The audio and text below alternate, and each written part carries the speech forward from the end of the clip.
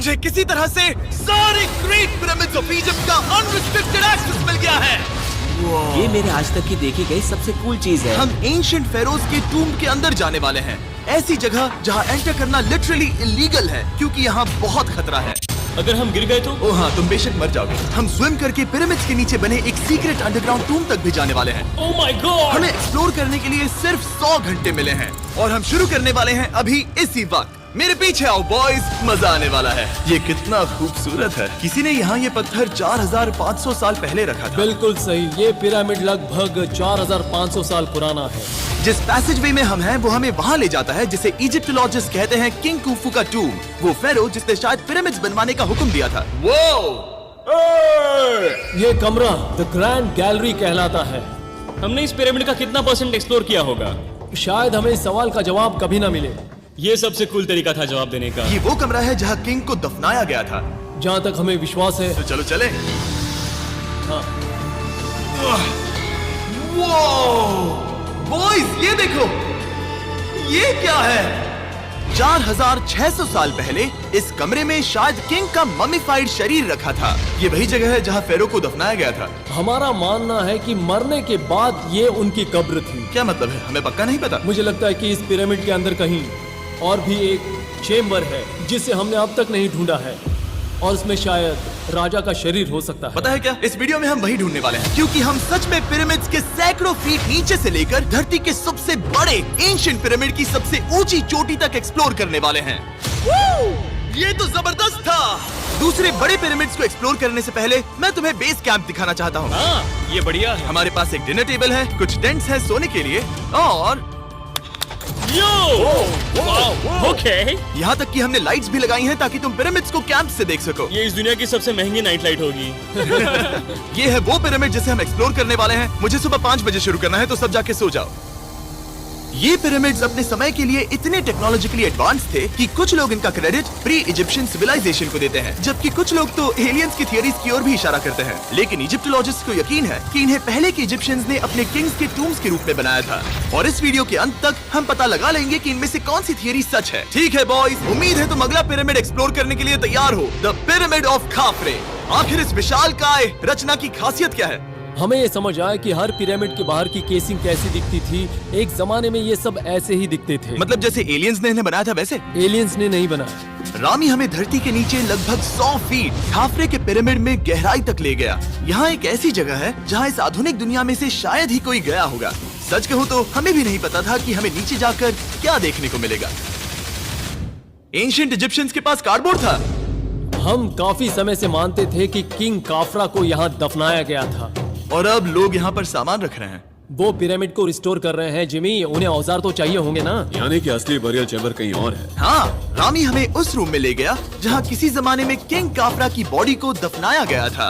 मुझे एक बड़ी सीलिंग दिख रही है। हम इस पिरामिड के बहुत अंदर है। हम पहुँच गए किंग काफरा का असली बरियल चेम्बर। मैंने इससे अच्छी चीज आज तक नहीं देखी। भाई क्या बात है! ये क्या है? रुको, उस तारीख को देखो। जिसने ये लिखा है उसी ने टूम को डिस्कवर किया था। ये उसका दावा है कि उसने इस टूम को डिस्कवर किया। फेरो को यहीं दफनाया गया था। किंग काफरा के मरने के बाद उन्हें यही रखा गया था। इसके अंदर लेटना अपमानजनक तो नहीं होगा? अगर मैं तुम्हारी जगह होता तो उसकी जगह श्राप को लेकर ज्यादा डरा होता। वैसे उस शराब से क्या होता है? कोशिश करके देखो।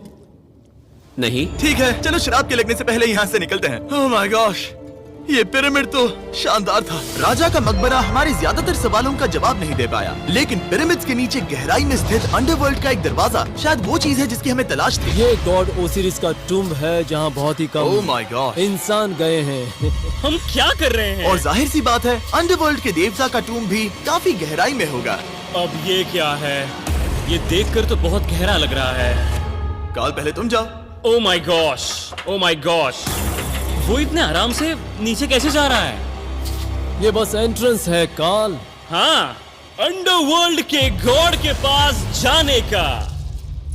ये सीढ़ी काफी लंबी है। ये सच में बहुत गहरा है। अगर तुम गिरे तो ओह हाँ, तुम पक्का मर जाओगे। हाँ। अब तो सच में डर लग रहा है। मुझे इसमें मजा नहीं आ रहा है। और जहाँ हम सब पहले से ही डरे हुए थे, वहाँ आगे जाके हमें ये दिखा। 3000 साल पुराना इंसान इंसान, मैंने इसे हाथ में क्यों पकड़ा है? ये खोपड़ी का हिस्सा ये है। एक खोपड़ी है। हाँ, ओ माय गॉड। जब हम नीचे जाएंगे हम इतनी गहराई में होंगे कि ऑक्सीजन की कमी से बेहोश होने का भी खतरा रहेगा। बिल्कुल सही। अब चैंडलर ओजाइरिस की कब्र की ओर बढ़ रहा है। ठीक है, ये मैं चला। ओह, मैं पानी में हूँ। वो तुम महसूस कर सकते हो कि यहाँ की हवा थोड़ी पतली है। रुको, ये क्या है? यहाँ एक पत्थर है। ये पत्थर या कोई ढक्कन? इस कमरे के ठीक बीच में गॉड ओसिरिस का सरकोफेगस रखा है। यानी कि यहीं पर है उस अंडरवर्ल्ड का दरवाजा। हाँ, तो अंदर जाकर देखो। क्या पानी के अंदर? वेल, हाँ। ठीक है, ठीक है, ठीक है, ठीक है, ठीक Come है। on! Oh my God. माना जाता है कि ये सरकोफेगस दरअसल अंडरवर्ल्ड का दरवाजा है और शायद यहाँ पहले कोई भी इंसान नहीं आया। कितना गहरा है? ओ माय गॉड, मैं यहाँ क्यों हूँ? मैं एक यूट्यूबर हूँ। हम यहाँ क्या? जरा ऊपर राइट में उस कोने को देखो, वहाँ एक सुरंग है जो किसी को नहीं पता कहाँ जाती है। काल, वहाँ ऊपर जाओ। क्या मैं सच में वहाँ जा सकता जिमी, हूँ? उसे मत जाने दो। मैं बहुत डर गया हूँ ब्रो। काल, ये सही नहीं है। मैं ऐसी सुरंग में हूँ एंशिएंट इजिप्ट में जहाँ कभी कोई नहीं गया होगा। कोई इतना पागल नहीं होता। क्या तुम हमें बता सकते हो वहाँ क्या हो रहा है? मैं सुरंग में एक मोड़ पर हूँ और ये छोटी हो रही है। भाई मैं सचमुच में मजाक नहीं कर रहा हूँ, मैं यहाँ सच में फंस चुका हूँ। Oh my। काल, तुम इतिहास बना रहे हो। मेरे पास मुश्किल से 1 इंच की जगह बची है। उसे ऑक्सीजन की सेफ लिमिट से ज्यादा समय हो गया है। क्या हम बाहर निकल सकते हैं? मैं रेडी हूँ। तो इससे पहले कि हम सचमुच मर जाते और खुद अंडरवर्ल्ड को देखते, बाहर निकलने का आसान तरीका नहीं है ना? हम जितनी जल्दी हो सके वहाँ से बाहर निकल गए, क्योंकि मैं इतना तो जीना चाहता हूँ कि गीजा के महान पिरामिड्स के उन गुप्त रास्तों की खोज कर सकूं, जहाँ आज के समय में स्पेस में जाने वाले लोगों से भी कम लोग गए हैं। मेरे साथ ऊंट की सवारी कौन चलो करेगा? सवारी करें। छू कर देखो, छू कर देखो। लेकिन वो नहीं चाहता। क्या तुम्हें कभी ऊंट ने काटा है? हाँ, क्या? हाँ, दर्द हुआ था? बहुत। ओह, मैंने कहा था। आज भी हम खूब एक्सप्लोर करेंगे। विश्वास नहीं हो रहा। चैंडलर, तुम ठीक हो? ओह, नहीं, खींचो, खींचो। मुझसे नहीं हो रहा। मुझे इस पर से उतारो ब्रो। ब्रो ये कितना अच्छा लग रहा है। शायद ये अब तक का सबसे कूल शॉट है। मैं ऊंट पर सवार हूँ और मेरे पीछे है the great pyramids of Egypt. Bro ये तो पागलपन है। और अब गीजा प्लेटो के डायरेक्टर हमारे साथ तीसरे पिरामिड की खोज के लिए जुड़ रहे हैं, द पिरामिड ऑफ मेनकाउरे। अगर आप नीचे देखेंगे तो आपको अभी भी 4600 साल पुराना ग्रेनाइट दिखेगा। ये इलस्ट्रेशन आपको दिखाएगा कि ये पहले कैसा दिखता होगा। वाओ! लेकिन अब 5000 साल बाद ये कुछ ऐसा दिखता है। ये है मेरा दोस्त नोलन। क्या हम उसे वहाँ झांकने के लिए भेज सकते हैं? मुझे ऐसा करने को मिला जो आमतौर पर गैर कानूनी है। नोलन संभल कर। क्या आप नोलन पर चिल्लाना शुरू कर सकते हैं? वो डर जाएगा। किसी भी पिरामिड पर चढ़ने के ज्यादा मौके नहीं मिलते। मैं तो ये मौका नहीं गंवाने वाला। रुक जाओ, तुम नीचे आओ। नीचे नीचे आओ। नीचे? हाँ नीचे। ठीक है। नोलन बहुत हुआ, तुम्हें नीचे आना होगा। चलो। हाँ, मैं नीचे आ रहा नीचे हूँ। आओ अभी, चलो।